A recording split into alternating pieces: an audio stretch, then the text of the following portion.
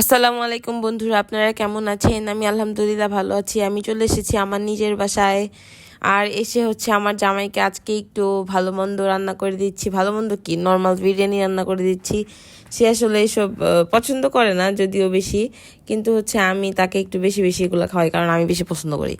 তারপর আমি এটার মধ্যে প্রথমে ভিডিও নিতে ভুলে গেছি। আমি টক দই আর একটু বিরিয়ানি মশলা, তারপর একটু পেঁয়াজ দিয়ে এটাকে এরকম রান্না করার জন্য রেখে দিয়েছি। মুরগির মাংসটা যেভাবে রান্না করে সেম ওইভাবে প্রথমে আমি বিরিয়ানির মাংসটা রান্না করে নিব, দেন পোলাওয়ের সাথে বিরিয়ানি মাংসটা একটা মিক্স করে, ইজি রেসিপি।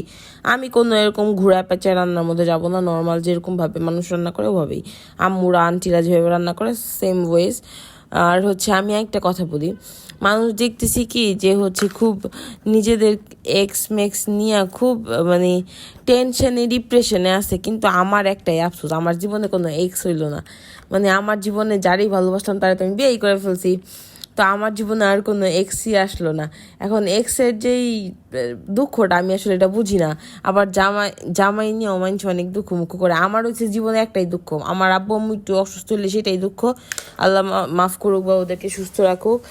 আর আমার জামাই যদি আমার লগে একটু বেশিক্ষণ দেখা না হয় বা কথা না হয়, তখন আমার মনের মধ্যে পাহাড় পরিমাণে দুঃখ।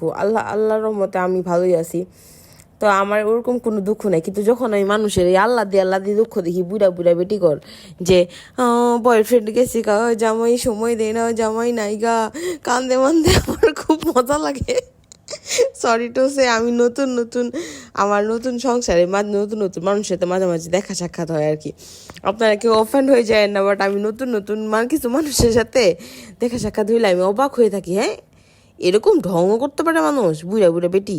তারপরে দেখেন আমি একটু জামাইয়ের জন্য দুধ জাল দিতেছি, কারণ কি আমার জামাইরে আমার জামাই কি সবার জামাই খাওয়ানো উচিত, দুধ ডিম এসব ভালো করে খাওয়ানো উচিত, কারণ ওরা অনেক কষ্ট করে, বাইরে কাজ করে, অনেক পরিশ্রম করে, তো এইসব আসলে রাত্রে করে দুধ খাওয়াটা ভালো, কারণ ক্যালসিয়ামের জন্য অনেক ভালো, শুনছি হোয়াটএভার।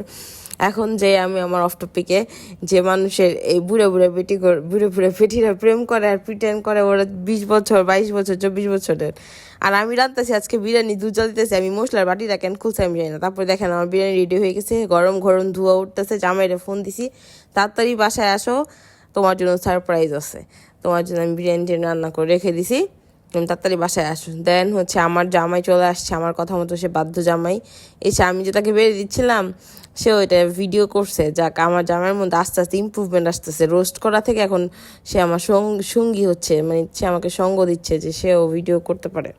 যাই হোক, আপনারা আমার জন্য ভালো করে দোয়া করবেন। আর এই যে মাঝখানে যে অফ টপিকে কথা বললাম, সেটা একটা ফানি কাহিনী আছে, সেটা আমি একদিন আপনাদেরকে পুরা একটা ভিডিওর মাধ্যমে বলে শোনাবো। যাই হোক, আমার বিরিয়ানিটা আসলে অনেক মজা ছিল। আপনারা এরকম নর্মাল রেসিপি ট্রাই করতে পারেন, অনেক মজা ছিল। ইভেন আমি নিজে খেয়ে অবাক হয়ে গেছি যে এরকম মজা ছিল। এখন আমি তো আপনাদেরকে খাওয়াতে পারছি না ফোনের মাধ্যমে, বাট আপনারা যদি বাসায় আসেন তাহলে মাস্ট বি আমি আপনাকে রান্না করে খাওয়াবো। আমার বাসায় আপনাদের সবাইয়ের দাওয়াত রইল। আর আমার আসলে মানুষকে খাওয়াতে খুব ভালো লাগে। আপনারা আসবেন, আমার বাসায় খাবেন, এটাই আমার জন্য ব্লেসিংস। ওকে দেন, আল্লাহ হাফেজ, আসসালামু আলাইকুম সবাইকে।